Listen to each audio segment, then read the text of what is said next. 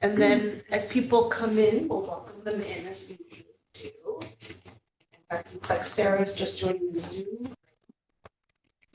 So let me get the agenda up on the screen for y'all.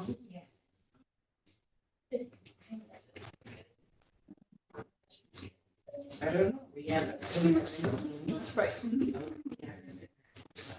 So. Consider for 6.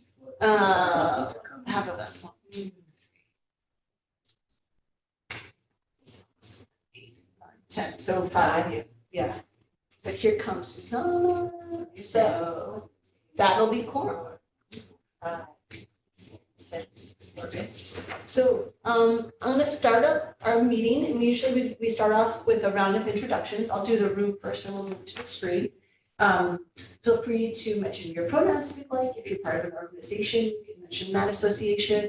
Any other way you'd like to introduce yourself, I'll kick us off. So I think, as you all know, I'm Emily Flynn. I'm the Director of Health and Wellness for the City of Kingston, and I use she, her pronouns. And I coordinate the Live Well Kingston Commission. I'll go to Marsha. Hi, everyone. I'm Marsha Sebro, Project Manager for Health and Wellness here at the City of Kingston. Katrina Light, this is my first time in person. Last month, I was my birthday, I was away. I'm happy to be here. She, her pronouns. I work at Hudson Valley Farm Club. I am Maureen Ferguson, and I volunteer at People's Place in various capacities. I'm a nutritionist, a nurse, and I'm helpful. I'm Heidi Kirshner. I use pronouns she, her, ea, and I'm with the YMCA. Anthony Fitzpatrick. He had pronoun. Kristen? Kristen Kessler, she, her pronouns, project manager for the City of Kingston Park. Awesome. All right, I'm going to go to online. So Sarah and then Susanna, do you guys mind introducing yourself? Hello, I'm Sarah Brainerd. She, her pronouns, travel well, focus, but also on the Kingston Land Trust. Hi, I'm Susanna Callahan, she, her pronouns. I'm with the Institute for Family Health. I'm a commissioner, and I also sit on the Heal Well Focus team. Nice to see you all. Thank you, everybody. I'm just bringing up the agenda again for our guests or for the screen. We're gonna, since we have a quorum through folks on Zoom, we'll do we can consider doing an approval for the February meeting notes unless there's any edits. I don't think that Diana is here to introduce themselves. This was an applicant who we asked the last time that they come in person to introduce themselves. So seeing that they're not here yet, if they join us, we do welcome them in. We'll probably skip over that. Then this is new to the agenda. I'll explain more, but I have sort of a guidance document that I want you all to take a look at. Then the meat of the meeting is going to be my travel well focus team report today. So we'll be going into transportation quite a bit.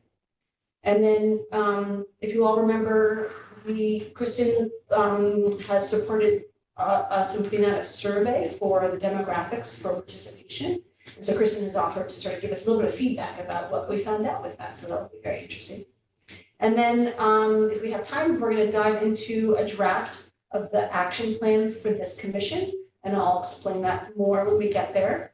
And then, of course, as always, we end our meeting with announcements and communications. So start thinking about events that are coming up, job openings, anything else you'd like to share sort of publicly in this space. If that all sounds good, we'll go up to the top. Does anyone have any edits to the February meeting notes? If there are none, I could hear a motion to accept them. So do I hear a second? I second. Thank you. All right, thank you, Heidi and Lori. All in favor of us accepting the February meeting notes, commissioners? I see thumbs up from Sarah, Susanna, Anthony, Heidi. Katrina. Person. I didn't look at it, Yes, but. and Lori. Woo! That was one of our fastest, most efficient meeting notes approvals. Thank you all. Okay, that brings me up to a document. I guess maybe I did not print it. I meant to. But so I will bring it up on screen. This is a document that was created in the past, and the commission in the past has voted to accept it. It is meant to be sort of a policy about what are our guidance for a new project, or if we wanted to make a new focus team, how do we make sure that they're sort of aligned in our mission and vision? And so you don't need to make any decisions on this today, but one, I guess that my goals are you're aware that this document exists. And then second, we've recently been sort of being approached about sponsorships. And so I wanted to suggest that we add some language in here that aligns with the guidance above, but specifically addresses sponsorships. And so my goal for you today is to review this, and you can think about it and vote on it another month. You don't need to take an action tonight unless you'd like to. But that's my goal, is just to sort of introduce this to you tonight. Can I just ask you something? Is when you say sponsorships, is it for another organization or company to sponsor something for Live Well Kingston, or the other way around?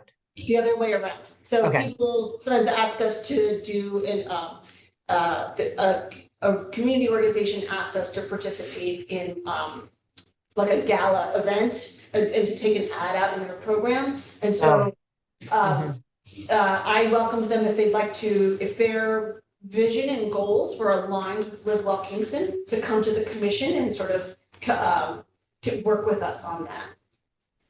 Within this guidance document, I think I see it as there's two key components. One, that they align with Live Well Kingston's mission and vision, which is a lot of on here. And then the second component that I think is important is that they work in partnership with us. So that's another major tenet of Live Well Kingston, is the collaboration. Part of our goal is to bring all of the different agencies in Kingston together to health initiatives. And so what I'm proposing to you all is that in order for someone to receive a sponsorship from us, that they should come to a commission meeting or a focus team meeting and sort of invite the focus team to participate, or have the initiative become a Live Well Kingston project. Like we would be a sponsor in that way. Do we have the money for it? I was just going to ask that too. You know, Yeah. like the My Kingston for Kids Black History Month, their ad is $150. So we have sponsored that because different partners of that organization have participated in our focus teams. And so we feel like that was in alignment with our vision and goals. The other thing is, I'm wondering, Emily, is I just know this from my own experience too. There's often not a lot of time. So to have to come to a meeting and then make a decision, then submit an ad or something is often a lot, like that's a longer time frame than what a lot of events or organizations can wait for. So I guess the question is, does the commission need to vote on this, or is this something that you can do as the head of the commission, just make that decision sometimes? I think that's fantastic feedback. When it came up recently, I offered to the person that if they were not able to make a meeting, that they could write out a description and send it to myself or one of the coordinators to bring to the focus teams. Then to your second point, if you'd like to put language in here that says, sort of like for our letters of support, that myself or the chair can sort of approve that on your behalf, I would absolutely approve that kind of language. Kristen, Katrina? Yeah, I was gonna say, I think maybe some of that language also I won't say encourage to prioritize, just that we have many community members and organizations that are already in our focus teams and in the commission and here supporting the work. So it's like prioritizes perhaps people who are already involved in this work who might be asking for a sponsorship versus just like this other organization that is not part of this work, is not part of any sort of like relationship building, trust building, that comes in and just asks for money for things. It feels kind of like, even if sometimes there is a short timeline. To me, I know it doesn't explicitly say that, but the spirit of like, be a part of this like collective work, is there. My only hesitation with that, because we're going through the same thing with our sponsorships, is that you're trying to sponsor the same events. And it's kind of so based in relationships that we haven't, this year, we're like, what if we're not like advertising that we do sponsorships. Is this an equitable model? Because obviously some organizations have one person or two people, you can't be here and there and do everything. So I would hate for there to like long-term be favoritism for the folks that have the capacity. So that's my only question. It's fascinating, but yeah. But the criterion that it's something that is aligned with, because I see that as being twofold, you know, like groups that are known to us that we're working with or that are doing similar work in the community, and how does that align with our criteria for you know, like starting a focus team? Is it aligned with the specific action plans like within the focus team? So I think that there's another layer to that, other than the ask like for support of people who are known or not known to us. Yeah, I think it should be complementary to the work that's being done with Live Well. I think there needs to be money that's available, and it probably should be spread out throughout the year so that if somebody gets their ask in January, doesn't chew up everything that's available. Yeah,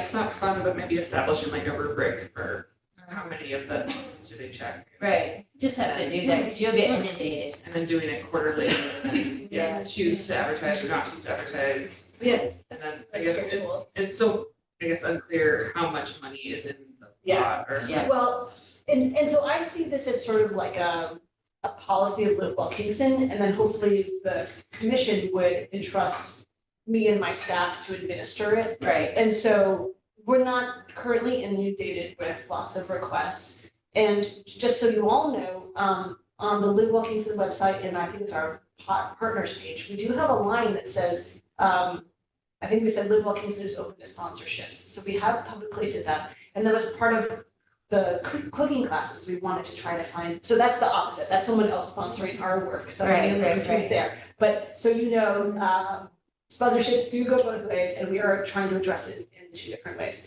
I'm happy to create some of this process here, but I think for the commission's role, if I would ask you all to maybe review this document and see if you agree with the language, and then if you don't, my recommendation is you let sort of me and our staff figure out the rubric and figure out how many ads a year we do it, because we already do that with our budget. So, but that's just my, that's my proposal for you all. Open to thoughts on that.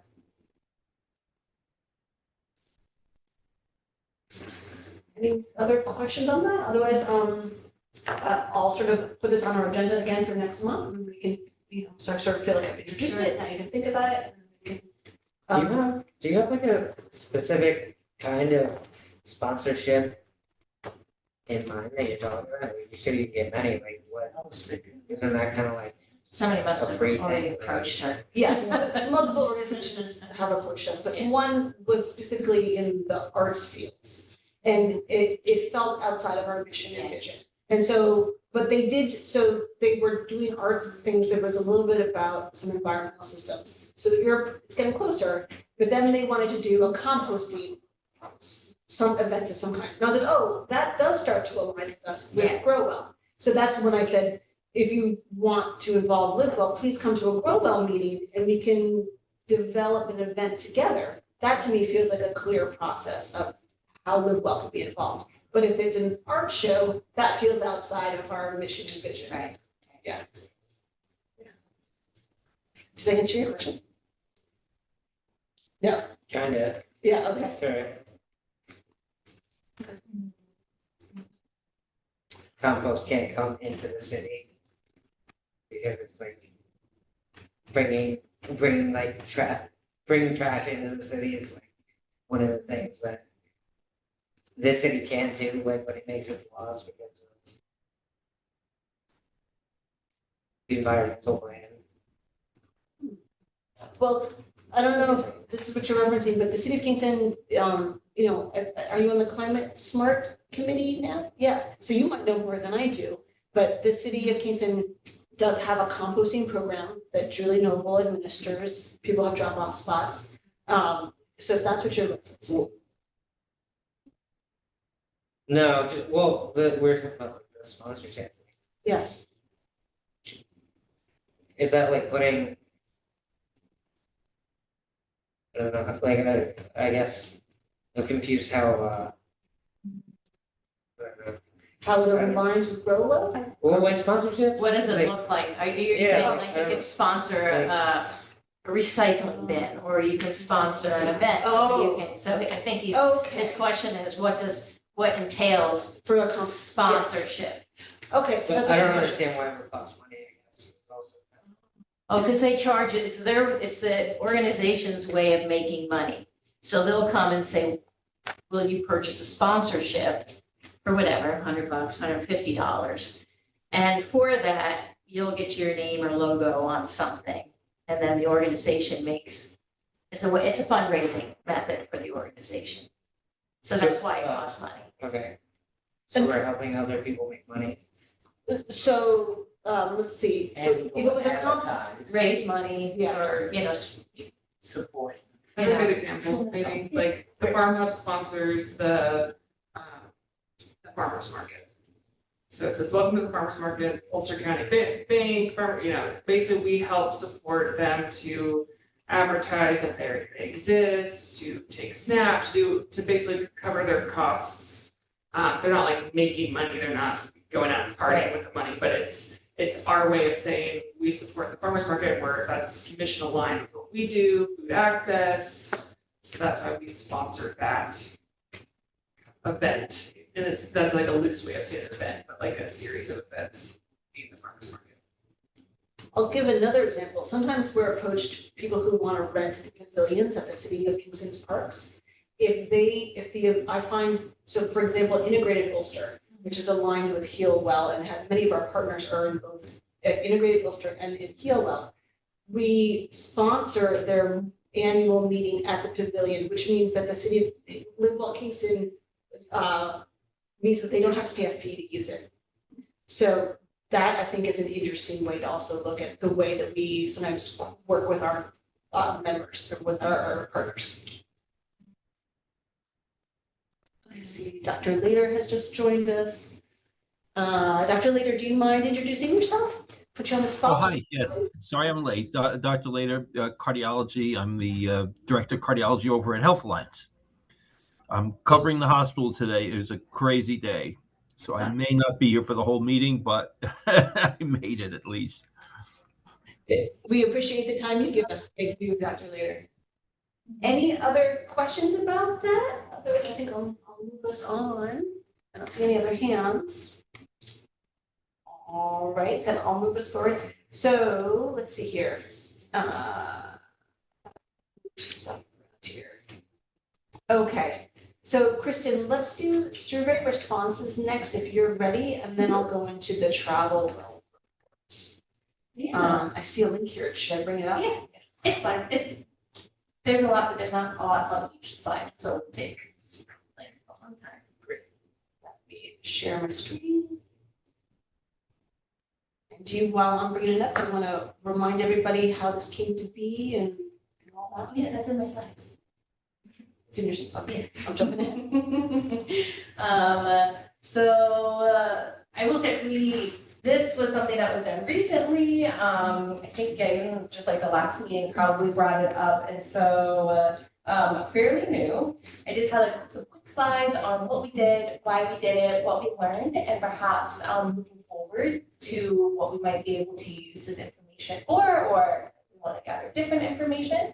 So what we did was a survey to learn more about our Live Well Kingston Commission and Focus team members. This was modeled after a couple of different surveys that we already had. For Eat Well and Heal Well, those are two focus teams that I support as the staff liaison. And at the end of 2023, I was just like a little curious about people who were participating in those focus teams, getting some feedback from them. So I had some models for that. And then also through our Creating Healthy Schools and Communities program, I've developed surveys, community surveys for different food service guidelines partners. And so the one for the YMCA I kind of used as a basis for it, just to share that there was some sort of structure just internally that we've been working with. It was shared in a Google Form survey. There were 6 questions. We talked about them internally as a department, not wanting to be burdensome with what we were asking, just for some basic demographic data and how folks are participating. It was only live for a week, so it was very short, and shared via email. And we got 22 responses. So just to share back how many people responded. And why we did it. So this kind of came about and looking at the application for the Better Food Policy Fund, which grant food policy councils $60,000 in unrestricted funds over 2 years. And so as we were looking at this, we're like, wow, this is really great. Unrestricted. We have not been asked to come back for storytelling, so I'm assuming it was a lottery, the way that these were chosen. It was not based, they didn't want people to be in competition with each other. They said we assume that everyone needs it and everyone deserves it.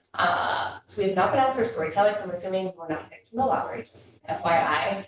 But unrestricted funds, $30,000 each year for over 2 years. So naturally, we wanted to apply for this, and they asked for a percentage of BIPOC leadership and BIPOC membership in our Food Policy Council under something that they call dimensions of diversity.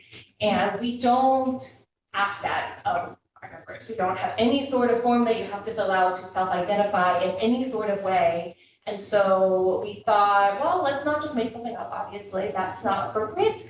Let's put out a survey and use this as a timely opportunity to learn more about membership. So what we learned, see, fast slide was very quick.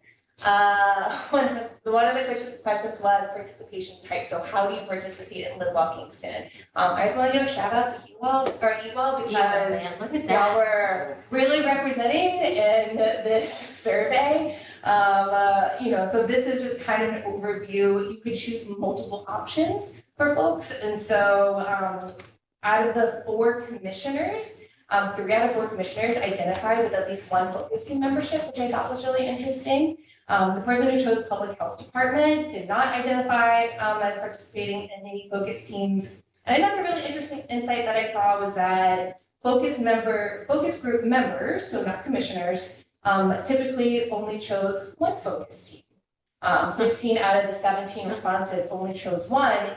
Eat Well was the only one with multiple focus teams that people participated. I was like, oh, Eat Well. I was like really pushing this one. So I just thought that was kind of interesting to see only the responses, how people participate. Commission tenure was really interesting too. I thought we got a nice balance of people participating for different amounts of time. And just to do a little bit of year setting, the coalition was created in 2013, so a little over 7 years ago. So that's why there's a 7 more category. It was embedded within the City of Kingston's government about 5 to 6 years ago. That was in 2017. And just for reference, 3 years ago, actually I hired. So was that that? 3 years Long ago? 2.5? Cow. 2 years ago? Oh my God. Y'all, wait, it was 2.5 years ago. Okay, well, whatever, guys. It's both that and forever. No, I know. The pandemic was 5 years ago. Wow. Or 4. Four. No, but wasn't, didn't KFC said it was 5 years? It was 4 years ago. I think also some of this went to 2020. March 2022? Yes. 20? March 2020. 2020. 2020. It is so- 2024. 4 Okay. years. 4 years. I feel like I have both pandemic time and toddler brain time, so I don't ever know. how long ago something was. But it was a nice mix, which was interesting. Once again, the people who filled out the survey, we also wanted to look at reasons for participating, because one thing that we talk about within our department is this idea that, some people participate for their paid jobs and then some people are not. And, does that create inequitable access to this type of work if you are being paid to do this work versus not being paid? And so, not surprised, well, I actually thought for my paid job would be a higher percentage of people selecting it, but we had a lot of people who chose to respond to the survey who were doing it essentially as a volunteer. So age range, 25 to 64 is a giant age range, so naturally that would probably encompass most. I will say I looked at the demographics, the census data for the city of Kingston, and older adults, 65 and older is about 15% of the population. So we're kind of on par with that. We are naturally not on par with 18 and under. That is 21.6% of the population. So we don't have any youth who are participating in our group, or even any young adults, which was just a fact. So this is the one that, like I said, was for the application. This is the chart that came with the Google Forms, but I think that there's more data to look at here. It's a little more nuanced than just 81% of the people from this chart were white. Can we go to the next slide? So looking at race and ethnicity for the Vote Kingston, it was 17% who selected white only, which is 77% of the respondents. You'll see on the right, I put census data for Kingston. So if we're looking at this type of data, like how do we correspond to the demographic makeup of our community in terms of race and ethnicity? No one chose other, which is really interesting to me. I know that people sometimes have issues with the way the census categorizes race and ethnicity, and from my work done in the city, people chose other all of the time, but people did not here. So we have 4 people who selected biochar categories, and they just broke it out based upon who they were, and 1% abstained. So this is just to show, I don't think that it was closer in terms of BIPOC versus white only, but then if we're looking at like, do we represent the percentages of the population in Kingston, like we're not quite there in terms of diversity, race and ethnicity, but just interesting data to look at. Gender was overwhelmingly females, not surprising. Everyone identified as cisgender. We have nobody identified as non-binary or trans. And the population of Kingston is 51% women, so we are a lot more women in general. Next slide. So I just pulled out just some summary and insights from there. Only 22 people responded. I tried to estimate how many people participated in our participation. What's your That's the denominator. It was just like a really rough estimate. I was like thinking like, okay, who shows up to like our meetings? Who's on my emails that I send out? And I was like, and we have roughly like 200 or so people is what I calculated. I looked at like 202 to 217. Those are made up numbers from looking at calendar invitations. That's where the 10% response rate comes from. But then I looked at how many people do I know generally show up in our meetings, and my rough estimate was 64 active participants. So that's why it shows a higher response rate for people who are showing up to meetings at least. That's what I meant by quote unquote active. Larger participation from Eat Well, half of people who responded. We had 4 out of 11 commissioners respond to it. And then this little table is supposed to go on the other side, but formatting, I just couldn't make it work over there. I broke it down a little bit looking at, both gender and race. And so seeing that it was about 68% white women, which once again, not shocking considering this field, 9% white men, 14% women of color, and 5% men of color. Just another thing I think in looking at, Emily and I are part of the Creating Healthy Schools and Communities community of practice for equity. And this idea, once again, of participation in this community work for paid jobs and for not being paid for their jobs. And, we don't have compensation or stipend for our commission or our focus teams. I just wanted to see like how many people of color and how many people who identify as white were paid for their participation.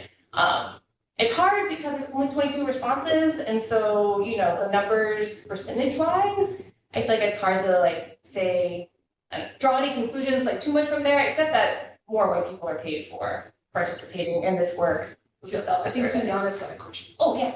Yeah, no, I just wanted to say, I know this has come up before about, you know, the paid versus non-paid, but I just want to comment that people in, you know, even if we have, there are a couple things, but one is people volunteer all the time in their communities. So I don't know that distinguishing that is always a rationale. So if, you know, if somebody volunteers in their community, you volunteer in your community, including this could be a volunteer position for somebody, right? That's what they're doing. Yes. So I just don't know that that's always a barrier, because people are joining because they want to join and they feel committed to their communities.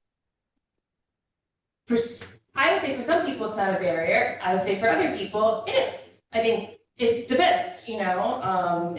Some people, if they have more limited funds and their time either needs to be spent working and making money or perhaps at home, I do think it's a consideration, something to consider. So there's more. We'll keep going. There's not that much more. Don't worry. I honestly, Susanna was thinking, I was like, what will Susanna ask me? I'm like looking at this data. How can I like break it down even more? It's not that much data, but it was interesting to look at. So I looked at the commission versus the focus team responses. You know, we just had more like higher percentage response rate of commissioners respond. Overall, the commissioners are newer than people who responded for the focus team. You know, a greater percentage of commissioners identified as being directly affected by this work than the focus team members. There were no older adults represented in the commission, just the focus team. And commissioners overall, once again, those who responded were more diverse in age and gender. The only older adult, by the way, was from age 12. Sounds. What do you consider? 65 and older. That's considered senior, but I decided to call it older adult instead of senior because some Wiser people, adults. some people get sassy I about love it senior, so. Check me in July. And then looking forward, so if this was something, I mean, I'd say like, I've been looking at grants a lot for our cooking workshops, for our Kingston Eats program, just seeing what opportunities are out there. And they are often asking what you are doing intentionally to address like equity and diversity and inclusion in your programs. And so it's something that's on my mind a lot. And so I just wanted to share, we didn't ask all dimensions of diversity. Obviously, we kept the survey pretty short. So I received some feedback on it and I just brainstormed some other identities that people might embody and listed them on the left side. And just, you know, the survey, once again, was a week long. It was only in English and it was Google form. So like, there are many limitations. It was only for members. If there's this idea of like, are there people in our community who are interested in this work but not participating for whatever reason? We didn't ask that. So just kind of putting that out there. Next slide. I think Emily kind of brought this up in the last meeting, was just reflecting on the purpose of the Live Well Kingston Commission. And in the resolution, it says that the commission will collectively represent different sectors of the community and reflect the diversity of the community. So if it is of interest or anything, you know, using this type of information or going forward, having a plan could possibly increase representation from more communities in Kingston. I think we were more diverse, honestly, than I was expecting. Consider ways to intentionally increase voices from communities who are historically marginalized or communities with poor health outcomes. So not just are we matching the percentages of the census data, but are we acknowledging that there are certain communities, whether like geographically or demographically, that have been left out of these conversations and left out of these resources? So if you go to the next slide. I'm bringing back this map. Emily also had this during the last meeting. Just looking at the different census tracts and the tracts with the lower life expectancies that are kind of centered around Midtown. I looked at their demographic data. They tend to be younger. higher percentage of BIPOC, and they're more diverse overall, and they have more multi-generational households. So if we're considering in Kingston, making this work more equitable and its accessibility and having, having these voices have more equal decision-making power. Not that we have, a lot of power, but looking at these types of demographics and just considering that. Next slide. So that's what was just putting up some questions and thinking like, if there are barriers to participation, is there a way to address them, whether it's focus teams or the commission, or are there different types of opportunities for participation through like different types of on-ramps? So last slide, there's just like some other examples from, these are all food policy councils because that's what I generally work in, is in the food realm. I just wanted to link them to share with everybody. Like I said, just as maybe like thought starters or things to consider to share out from the results from the survey. That is it. Thank you very much. Thank you. Any other questions? I don't see any hands up. Let me go back to my meeting documents then. All right. If there's no other thoughts or questions, we're going to shift gears then, and we're going to talk about travel well. Let me pull up that report for those folks here in the room. I've got printouts for y'all. Oh, got some blind. See, these are my own. Loading. Kristen, if you want one.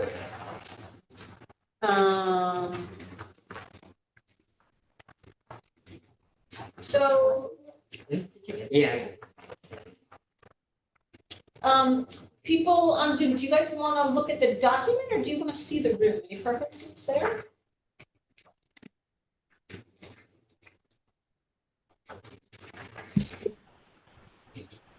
If we could see a little more of the document. Yeah, okay, great. I'll try to scroll it down. So I'm gonna, I might unfortunately be reading to you a little bit. I'll try to present it in an engaging way.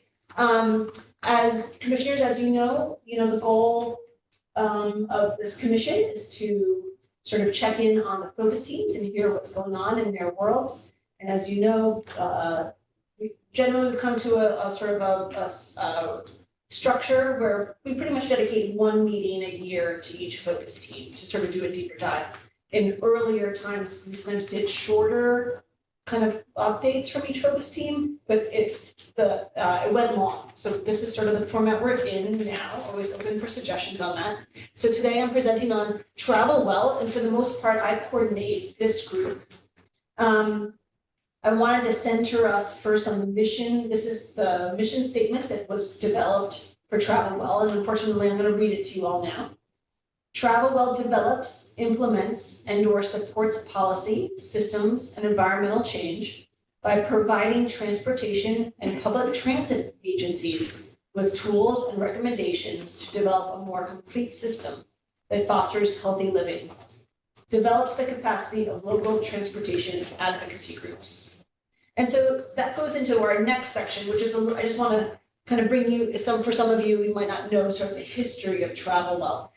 In the past, when Live Well Kingston sort of became a commission for the city of Kingston, Travel Well was basically made up of 3 different subgroups. So sometimes it gets a little silly. It's like subgroups of subgroups of subgroups, but I'll explain it more in just a moment. So the 3 groups that used to make up Travel Well was the Green Line Committee, which was made up of the Kingston Land Trust, the county, and the city, and that was the group that sort of were the visionaries for the Green Line Trail system within the city of Kingston. The second group is the Complete Streets Advisory Council. They still meet every second Wednesday of the month, and I'm the staff liaison for them, so they're still going strong. To go back to the Kingston Green Line Committee, this group is pretty much dissolved now. It took a lot. I see Sarah nodding her head. Sarah has been intimately involved in it. There was a lot of energy to build the different trail segments of the Green Line. And I think a lot of the advocates moved on to other projects. And so the city and the county have built those trails, and now a lot of the work that I do is to try to support the Green Line. And I'll get more into that as we go. The third group was Bike Friendly Kingston. Bike Friendly Kingston is what brought me into this work. I was the leader of Bike Friendly Kingston before I took this position. And since I moved into this position and stopped supporting Bike Friendly because this work became all encompassing, Bike Friendly has really pretty much dissolved. There's a few community advocates that have tried to pick it up a few times, but I don't see too much activity in that space right now. Yeah. Is that,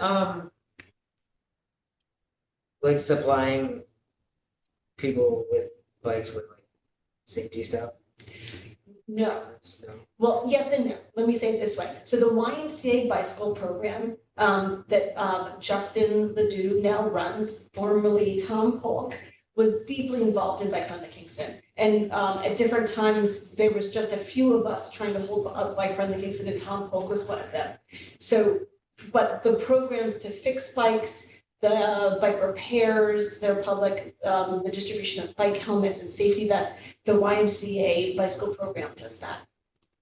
But they are integrated, and I do mention them in here because they are, I would say, one of the foundation parts of travel well is transportation education, and that's mostly the one that does that. So the next paragraph on, I guess it's page 2, is the current role of travel well. I wanted you all just to sort of have an idea of the way that I sort of envision travel right now. And that is, for the most part, a lot of my work is travel well. We have not met regularly.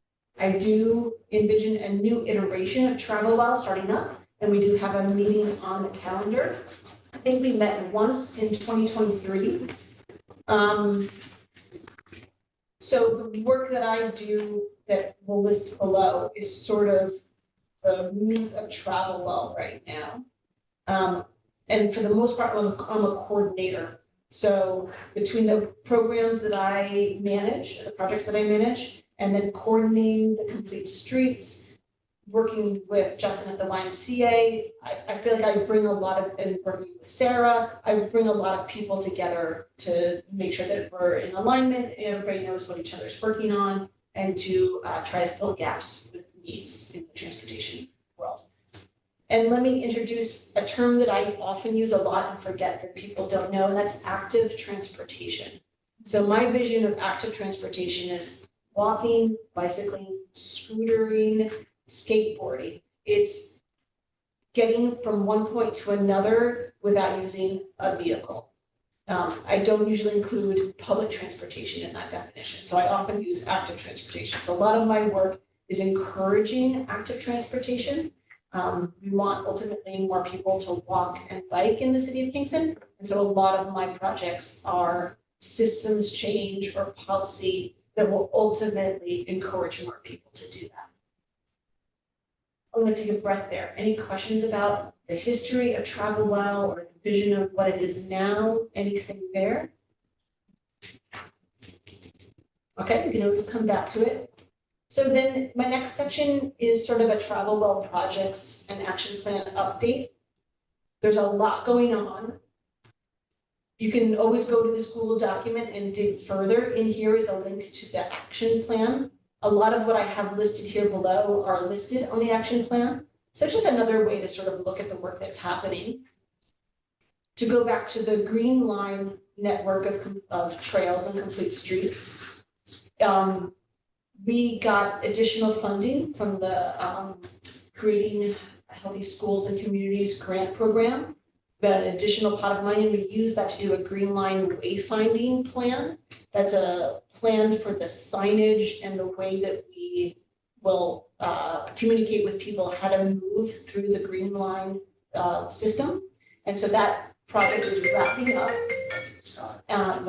And we will have basically the designs for some signage, but we may not be able to implement them at this time. But we we'll sort of have designs for kiosks and recommendations of where the kind of places that they could go. Green line safety management. This has been coming up in a bunch of different places. It's hard not to go too granular on this, but a specific segment of the green line is the Midtown Linear Park.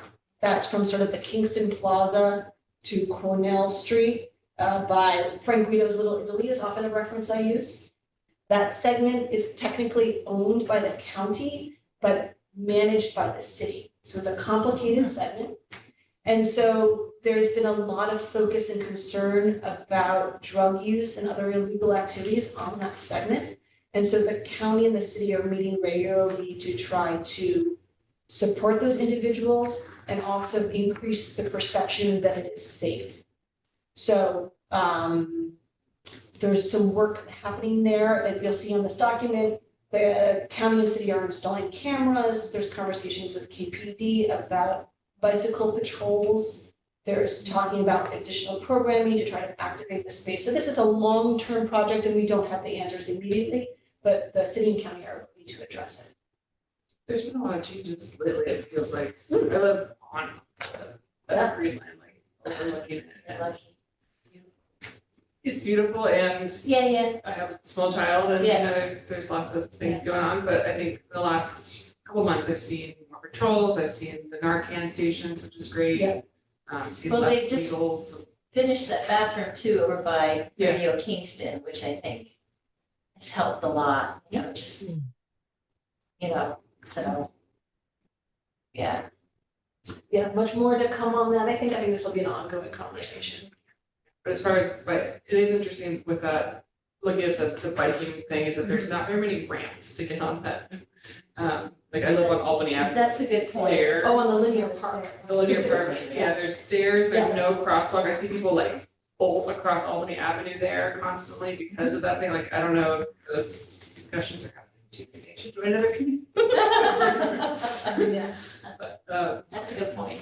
There aren't any large infrastructure improvements planned for the linear park. I believe the stairs were the last big thing. They were very expensive. totally, it's just, I see people, yeah, it's just wheelchairs, Yes. it's, Yeah.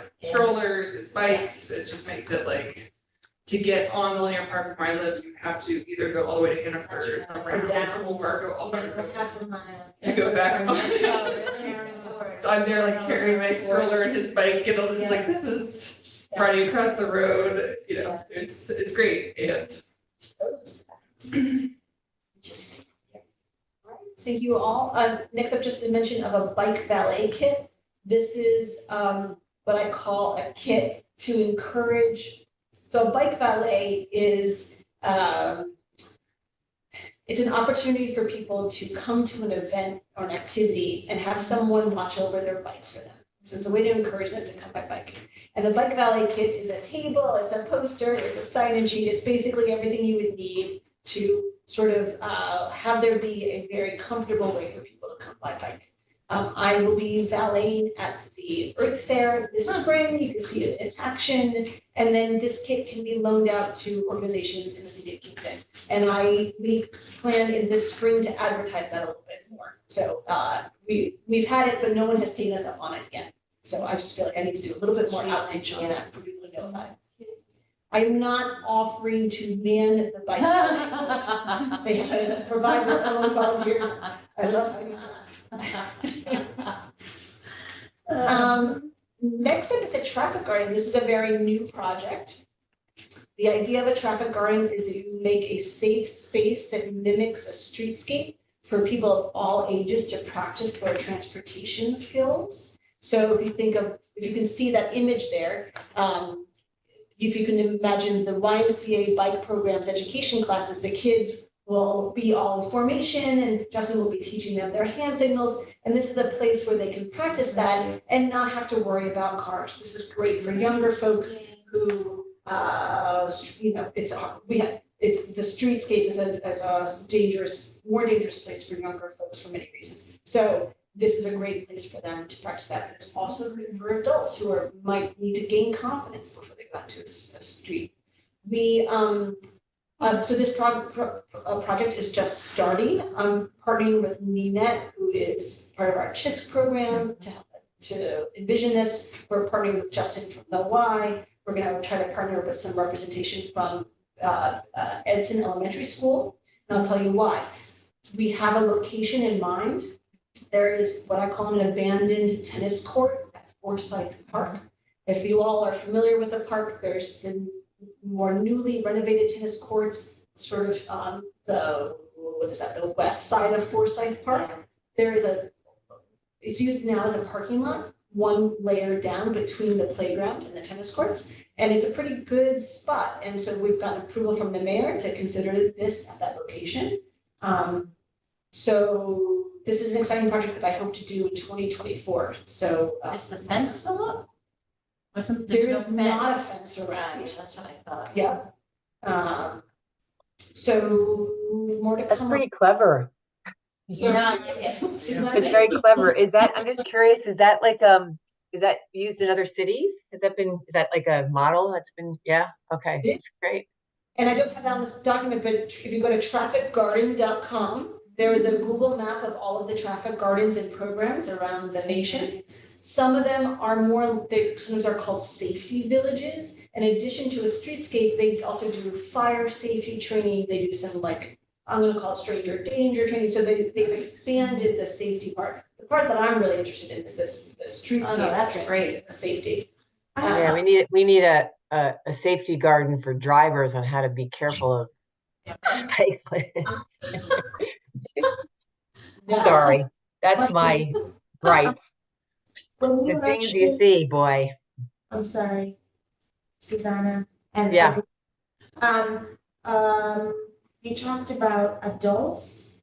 I mean, I'm curious, like, what the scale of the, what the scale of the roadways in the garden are.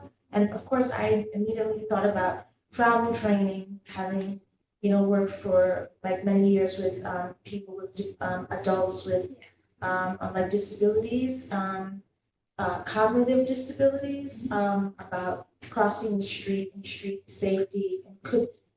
Is this going to be scaled in a way that an adult, like I with would a cognitive imagine you absolutely disability, could. can have some travel training? Yeah. Because it may be something that we want to share with the Art Mid Hudson, who's on our Playwell team. I love that idea, Marcia. Yeah. It is a smaller scale than a real streetscape, but yes, this doesn't show a person on this space, but yeah, an adult can use this for sure. It's not so small that I'd say it's adult sized. Thank you.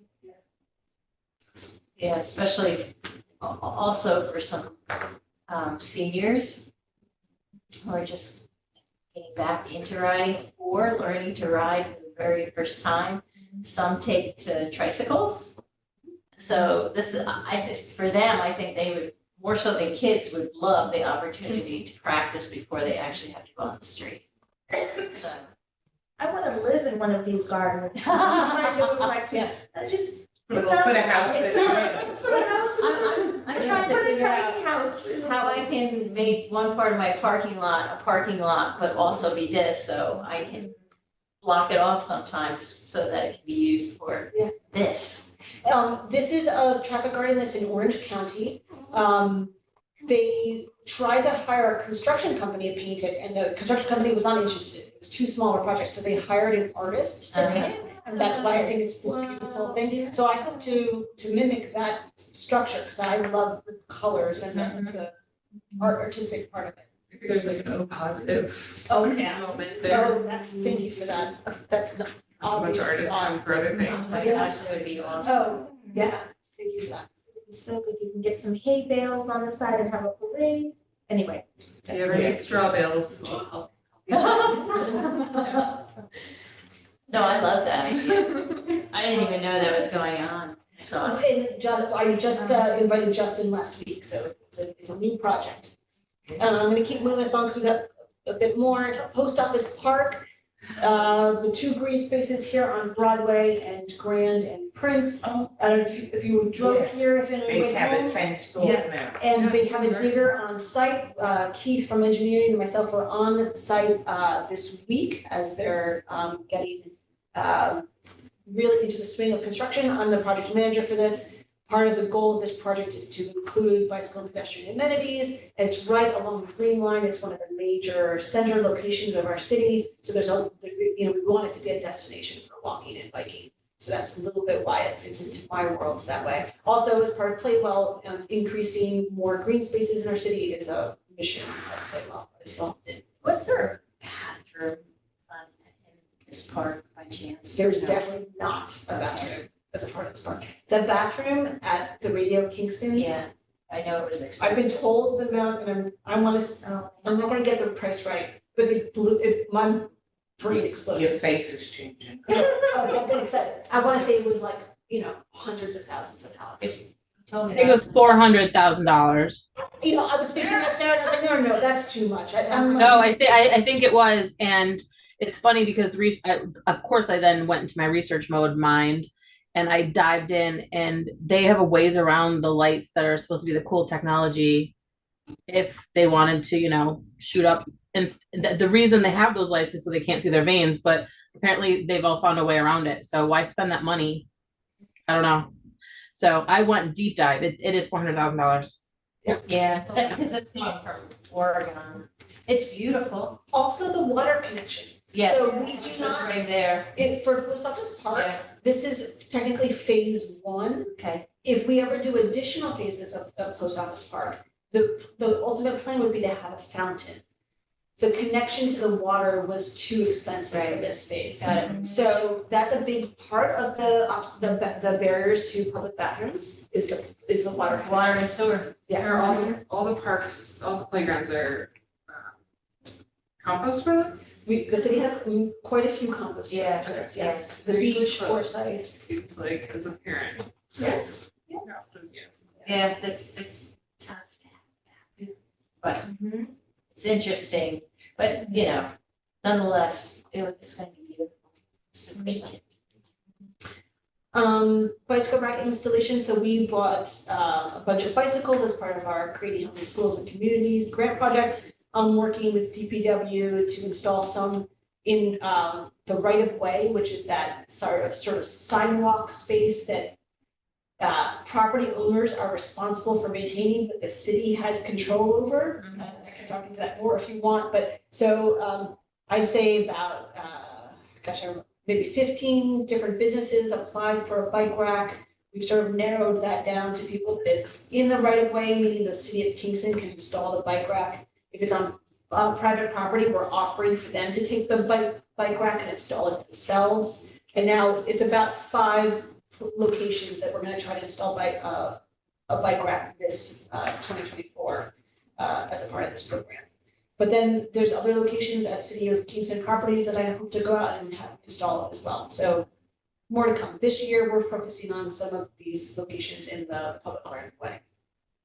It's not so easy. It has to be the right temperature, the right time of year, everything, right? Oh, for the actual installation? For some of them, we have to pour some concrete Yeah. slabs. Some of them, we really have to consider ADA accessibility on the sidewalk, so the sidewalk has to be wide enough. And then many of the landlords would prefer not to have a bike rack. And so the person who has applied for the bike rack might be a tenant. And so we have to get, the city of Kingston has the right to install it, but we don't want to step on anybody. No reason to upset anybody.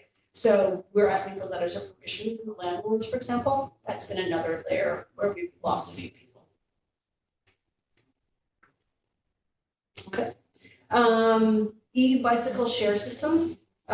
So I'm working with Bob Dennison. He's the alderperson for Ward 6. He has drafted, so the way that New York State law is, the municipality would have to allow for an e-bicycle shared system. So this isn't just your own private electrical bike. It's like if someone, like if you go to Albany, they have a city bike. If you go to New York City, I believe that they have a city bike program. So a shared system, the city of Kingston would have to allow that to happen. So Bob Dennison has drafted up a policy. My understanding is that that has been brought to the Common Council for consideration. I'm not sure the status in this moment. The second part of that is how we would implement it. And so myself and a few other staff members have drafted what would eventually be used for a request for proposals. So it's laying out, I would call it a policy document.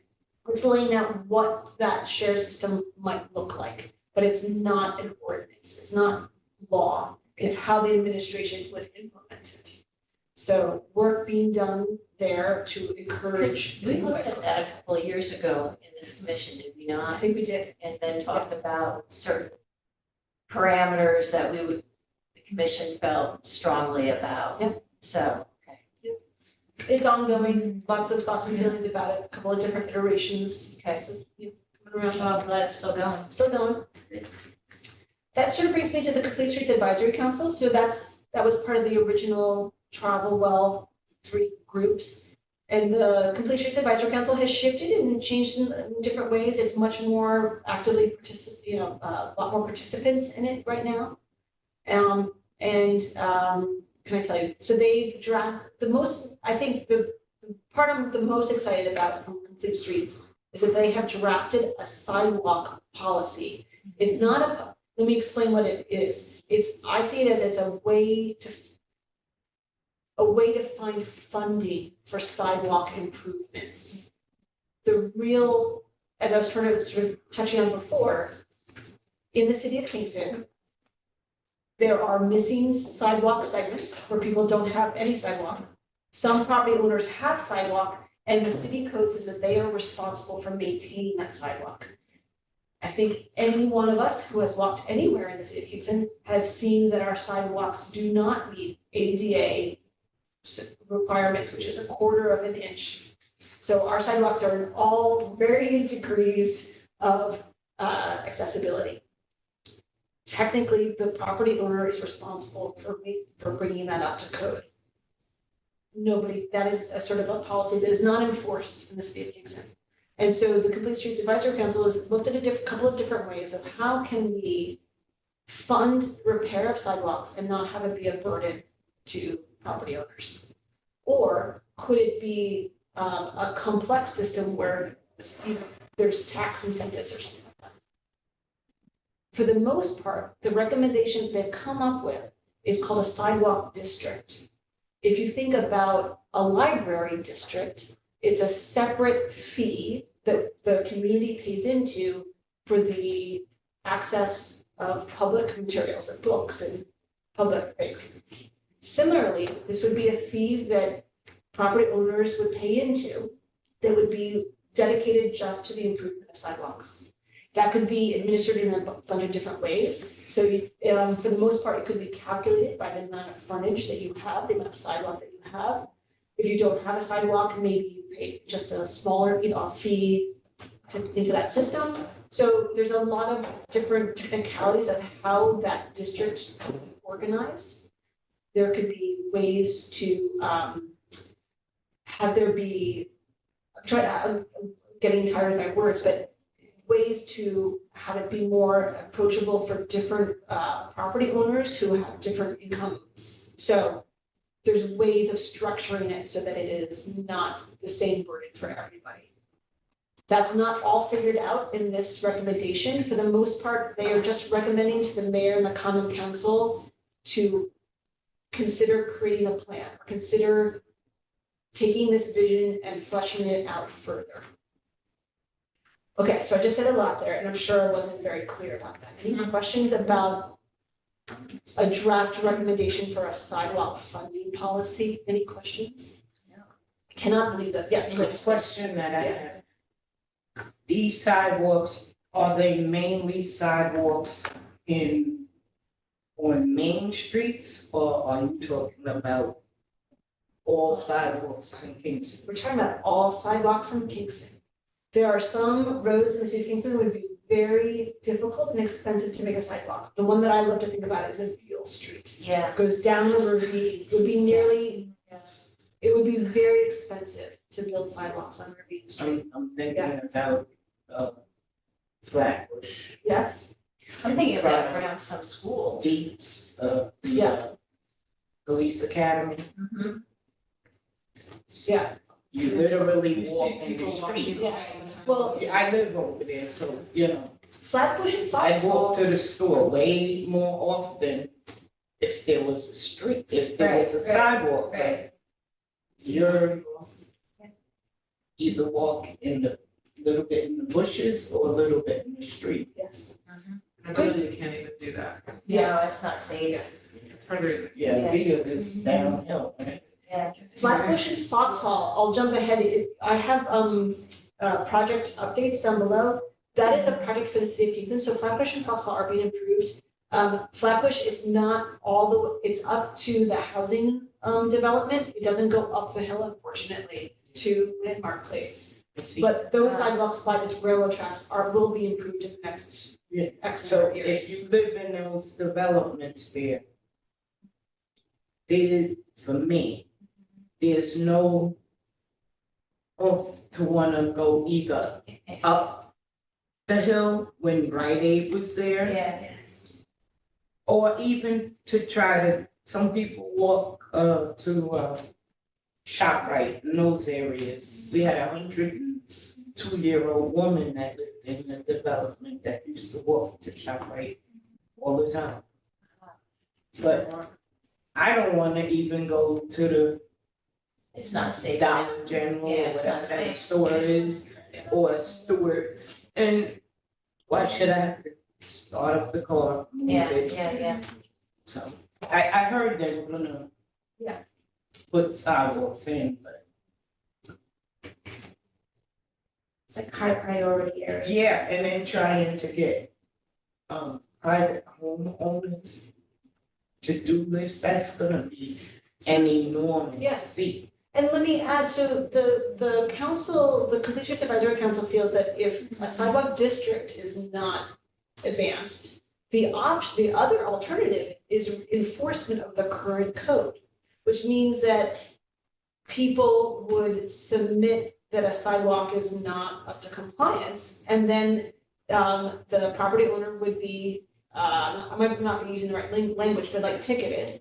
And then at a certain point, if they didn't do it, they would be fined more. Maybe first notified and Exactly, then. I'm sure, yeah, absolutely. I think the rub there will be, there's been a lot of projects recently, like Henry Street and Yes. Broadway, and even like where I live, it's all the way up to my house. They put a big light in, but they didn't do my sidewalk, they did my neighbor's sidewalk. I'm like, oh, if I got ticketed, and then what about these projects that are being paid for by taxes? Great point. Yes, where's the it's not, Why yeah. they skip me? Whereas if it was the library version where it's like, okay, I'm paying $50 a year for the good of the whole city, I feel like I'm more apt to be like, yeah, I want to be able to walk. And that everywhere. burden isn't put on any one individual or family, you know what I mean? Because there's gonna be, So- it's just like the more you pit people, it's like, well, you got this, and I didn't get this, and then Yeah. this, but if it's You like, don't- if you it's don't more of a want that collective. type of thing.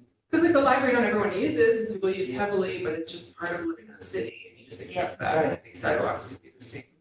We should be enforcing.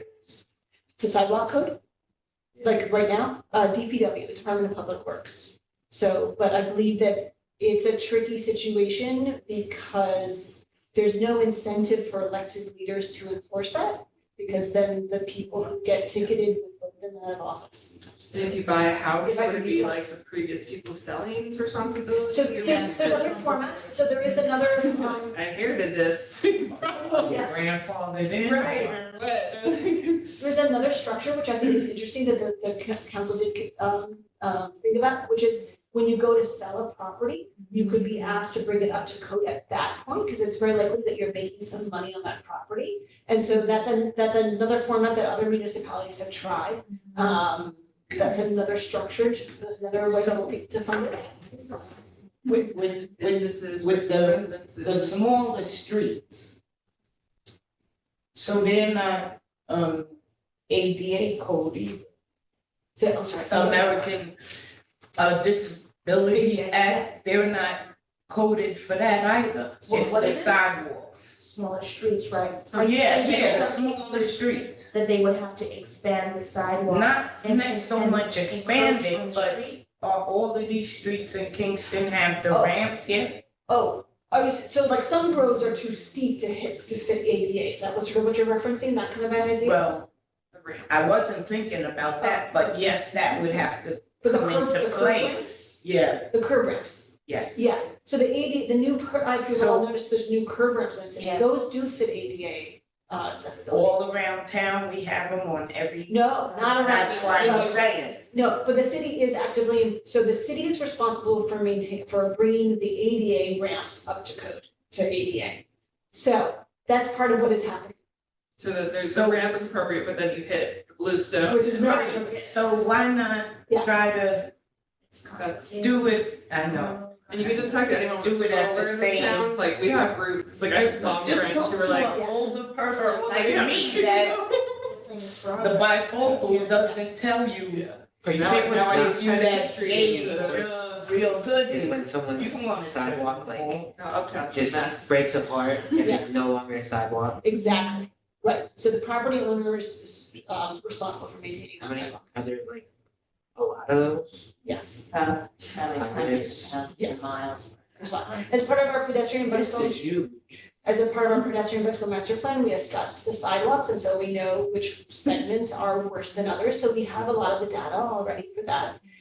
We don't have a priority list, we have a general recommendation of a few different routes that we would probably prioritize first. But then if that went further, we would go through and prioritize which segments need to get done first. I'm gonna move us along a little bit. I'm gonna talk about this for about 5 more minutes, and I want to just at least be able to present the travel well action, the Live Well Kingston action plan.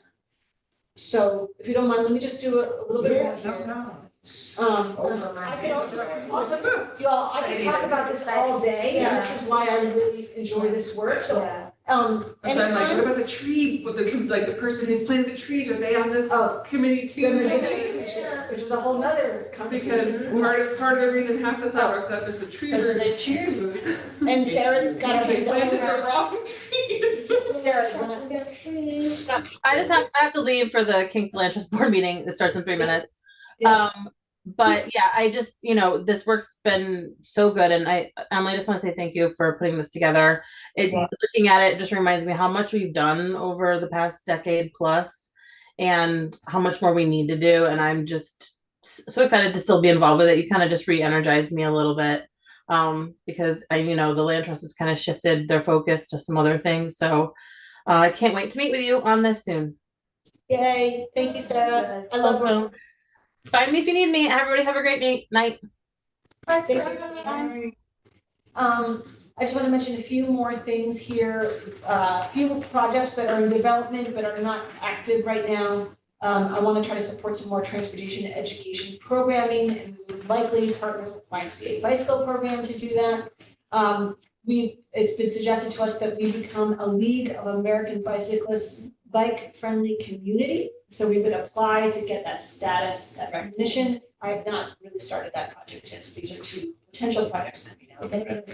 You get like a cool jacket. Yeah. But it's You get to sit on. great benefits. I do consider, I started at the top of my presentation, the YMCA bicycle program, I consider as a foundational part of Travel Well. And so I don't get to take credit for any of that work, but it is actually one of the core components to road safety. So I like to sort of always bring attention to all of the fantastic programs that are there. So that's the bike programming, that's the youth programs, the bicycle fix it, the annual tour to Kingston, smart cycling. I've taken the adult cycling class, which gave me a lot of confidence to bike. So there's a lot there. And the newest one, you even have that in here, the little kids balance bike indoor league, just the cutest thing you could ever see in the entire world. It's on Tuesday evenings in our upper gym. He's got little ramps and stuff. I just can't take it. I was in my office one day and I heard these kids crying. I was like, what the heck is going on? I was like, no, I don't want to leave. No. It's just like they were, well, the 3 kids, and I was like, what? They were in this program. What time is it? What age do they start? Oh, they're young. I think it's like maybe 3 to 6, maybe, but it's so cute. What time is it on Tuesday? I think it's 4:30 to 6. See you there next week. Oh. I'm a little maniac on this balance just- night. Unbelievably cute. By the way, Heidi, I did see a little one having a meltdown, like last time I was finding that community room, because he didn't want to leave the pool. Yeah. So why has that effect on children? They tantrum to leave. Teenagers They're too. not happy.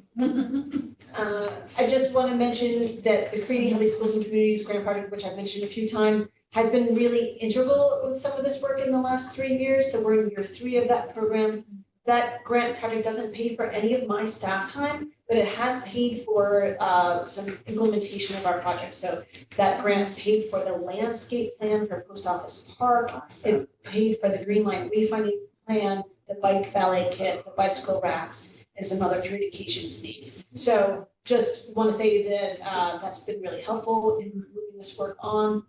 The last section of my report, I won't go through with a lot of detail, but I do want to just point out that the city of Kingston, so not just myself, but other members of our staff, are forwarding a lot of transportation projects, and it all leads into better safety on our streets for walkers and bikers. So I just want to at least name the projects, and all of these, I think almost all of them, are on engagekingston.com. And you can always email me, and I'm happy to answer any questions about them or find the answers for you. But I want to make sure that you all are just aware that these projects are happening. So there is a new segment of the Green Line called the O&W Connector. That's from Washington Ave. It sort of parallels Hurley Avenue, goes and connects to the rail trail on 209. And that has just been constructed by the county. The Henry Street Safe Routes to School project, that's, I think, finishing up construction in 2024. This was a key pedestrian corridor. There's a walking school bus from the Hodge to GW Elementary, so it was a key component to that project. Uptown transportation improvements.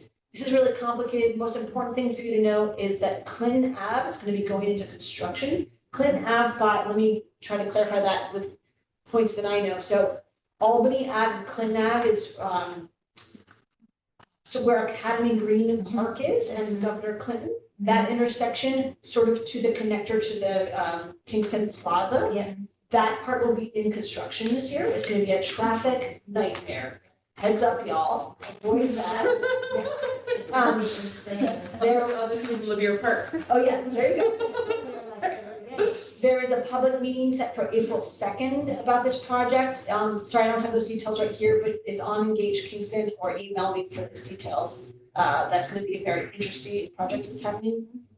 Kingston Point Rail Trail Phase 2, this is a project that's been on other travel well reports, so I feel the need to update you. This is a segment of the rail trail that's not built yet. So from the Kingston Housing Authority to the waterfront, there is a sidewalk that you can take, but we want to try to get an official connection on the trail line or through the grass there, so that we have event. Yeah. Don't hold your breath, but that's still coming. So we still like to have that official connection. Let's see, what's this one? Okay. I'm not gonna go into, this is called Midtown Pedestrian Crossing and Park Phase 1. This is a project that there's a lot of folks cross the railroad tracks by the YMCA. And so one goal of this project is to make that safer. So that could either be an expensive crossover, an expensive tunnel under, or some other sort of improvement. So along with that, there's some pieces of property there that some community members would love to see a park built eventually. This is the very beginning of that, meaning they're just trying to come up with, what do they call it?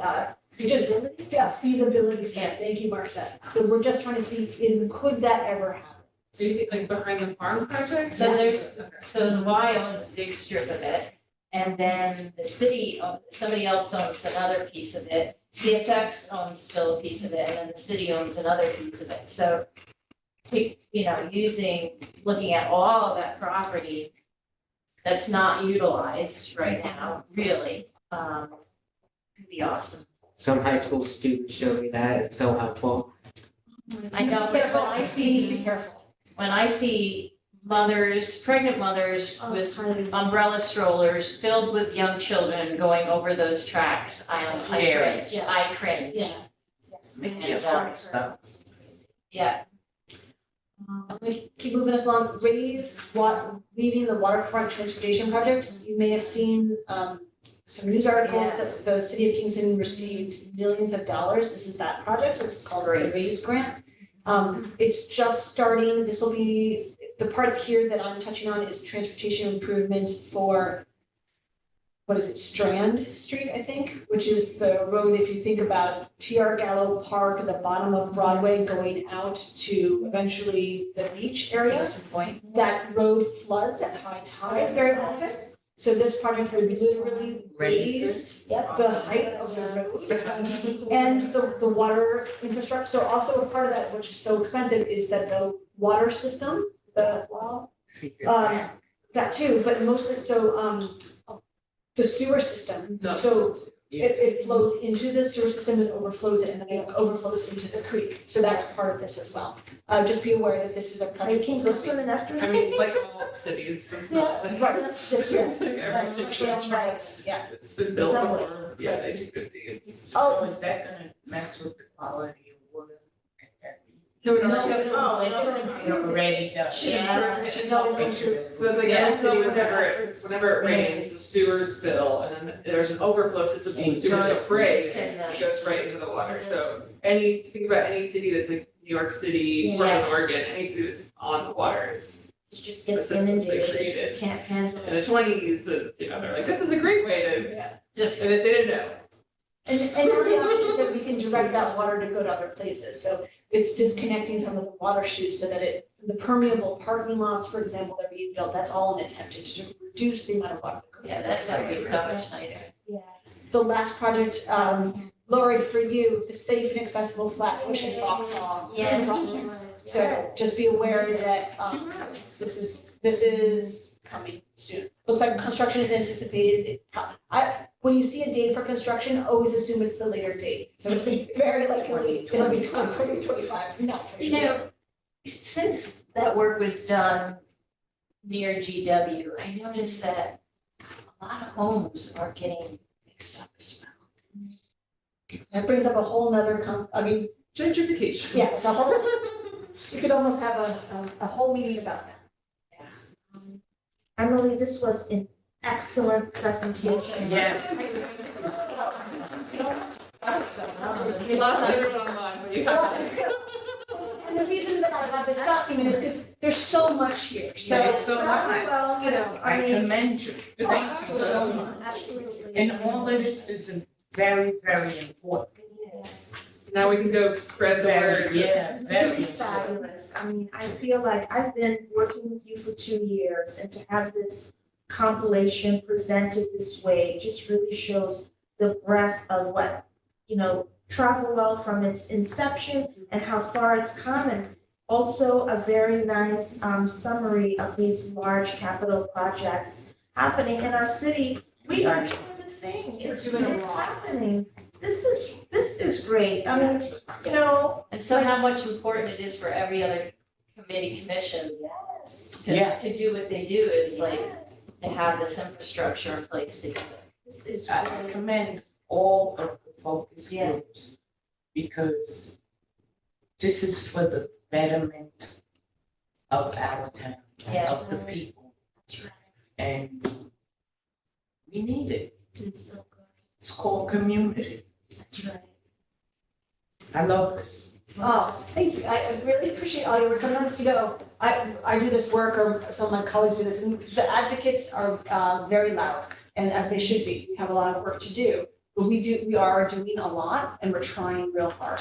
And so it's lovely to be here. And you can feel it in town, I mean, it's, Yeah. You do. you just like, it feels like there's always a project going on, we Yeah. see it around, and like, Just- yes, we can say like, oh yeah, the Bluestone, we still trip on it, but like also. Yes. Every street and Just also, walk on one of the more busier streets and you see it, or biking around, I or mean, bike it's it, and you changed. just feel it, it's nice, it really is nice. So many improvements, like just in the time I've been a homeowner since 2014. It's like, there's been so many improvements. And we can say, we can use and, like, yeah, linear park is, there's moments, and it's awesome. Yeah. And I Yeah. completely agree with that, yes. Yeah, yeah. And true for a lot of these projects, like, they are wonderful and we're encouraging bike and pedestrian, but we are also probably encouraging gentrification. So there's complications with all of these, but it's not a reason in my mind to not do them. It's Right, something where we have to address how we're doing them. And it's an iterative process. We're trying something, we try to do. You're always gonna get somebody to complain about something. And usually you get a lot of rubbing and backwards feedback is what I call it in the beginning. But then eventually, when they realize, well, see, hey, this is effective, it works. This does make life better. They don't come back and say, you know, I'm sorry. I'm sorry for protesting, it is good. The circle, people were just talking crazy about the circle on Albany, the bike lanes, you know, and Wait, don't go yet. it's helpful. We're not done. Can I ask you a quick question? Yeah. Has there been any of these yet this year, or is this the first one, presentation on? Oh, this is the, 'Cause I don't think there wasn't one in January, I guess February. no, this is the first one of the year. Thank you for that. Really helpful. Yes, cool. I have some kind of, before we go, I'll try to tell you which one is next. I don't remember off the top of my head. Okay, so I just wanna, we won't talk about this long, but I do wanna at least introduce the concept so that if you get a chance, you can review this for next time. I'm sorry, You're gonna, yeah, so Marcia knows all about this. Okay, commissioners, what I want you to know that a lot of Live Well Kingston, we use these action plans. And they're an attempt to, health is so broad, and we try to break it up into different focus teams. And the idea is sort of a different bucket of way that we look at health, or a different location. And so as you heard, we just talked about travel well, which is sort of that bucket of, we increase our environment, more people will walk and bike, they'll be healthier, right? This commission acts as the umbrella for those focus teams. And so each focus team has an action plan. We try to get into that process so that at the beginning of the year, we decide what projects we're gonna do and sort of have a process. This is the action plan for you, for the commission. So we don't have to list on here the goals for Travelwell. Travelwell's got that. But Travelwell comes and reports to you, so you hear about those goals. So I have a love-hate relationship with these action plans. What I've tried to do is draft one for you. It's only got 3 goals. One is the work of Live Well Kingston and the focus teams continue. That's people coming and reporting to you. 2, the community is aware of the Live Well Kingston work. And as you'll see, what we've done in the last couple of years, we've been sending out some newsletters. There's more that I'd like to do this year. You'll see that here and it's spelled out a little bit. The 3rd goal is in the resolution that created the Live Well Kingston Commission. And that is that this is an advisory council to the common council. So you all can't set the budget for the city of Kingston, and technically you can't direct me, the mayor is my boss, even though I sort of use you as my board of directors a little bit. But you can advise the city, so your hat is health. And so that fits into goal number 3, which is the mayor and the common council are advised on pertinent public health issues and social determinants of health-related issues. And so what I'm proposing here is that we send at least one advisory email to the common council and the mayor this year. That could be an annual report. And on the city's webpage, every year I do what I call the accomplishments for the Health and Wellness Department. And there's a lot of overlap between the Health and Wellness Department and the Live Well Kingston Commission. I can explain that more at another time, but in some ways we already do that. So it's an easy thing that we think about. But I want you to think a little bit about, our meeting last time was a health assessment presentation. So I do sort of see the role of this commission as being a little bit of that, what is happening in our community health-wise? And do we need to advise the mayor of the common council to take action or just to be aware of something? Or do we refer them to the county health department? So for example, the county health department, as we know, Katrina Williams, who's part of our commissioner, she's in the mental health department, so a lot of the mental health programs in the community are done at the county level. But we can refer the common council of the mayor to be aware of those programs, for example. Okay, I just threw a lot at you again, because I'm feeling stressed on time. My ask of you tonight is to take a look at this for next month's meeting. At next month's meeting, or at any time, you can make suggestions in this document, or you can email them to me and we can update them. Okay, we can, this is what I'm proposing for you, but this is your action plan, and you can feel free to make suggestions or add things to it. Think about capacity a little bit, that's my biggest concern often with these things. Does this live in a folder? It does. Yes. Okay. And so, it's all linked in today's meeting notes in this Google document, Okay. that I will send out to you again. Okay. All the documents that I present to you at every meeting are always linked in that document. Whew. Emily, the timing of the reporting to the mayor. Yeah. I know November is the end of the year. Yeah. Is the intent of that reporting time period so that they can think about planning budgets for the following year? Well, if you wanted to affect the city's budget, actually, you gotta back it up. That's what I was thinking. Yeah. So is that appropriately timed? I don't know. I see it more as a goal, to me, that my initial goal of it is to at least have the common council, the mayor knows, but the common council know the work that we're doing. Okay. Quite frankly, I don't think much of the common council knows about a lot of what we do. And I'll take on that flaw, meaning that I haven't presented to them enough, but that's fine. It's more about let's set up a system that we regularly inform them. Other goals could be common council, we see that there's a real issue on X. We formally request you to allocate funds to address this. This commission could do that. If you did want to do that, then you want to back it up to August. Okay. August is when the city of Kingston starts doing their budget. Okay.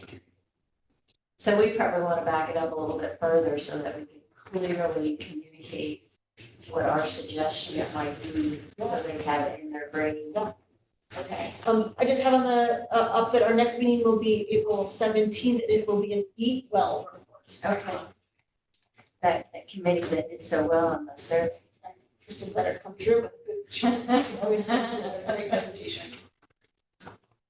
Okay, Thank you. Thank you. thank you, everybody. My babysitter fed my kid a milkshake for dinner.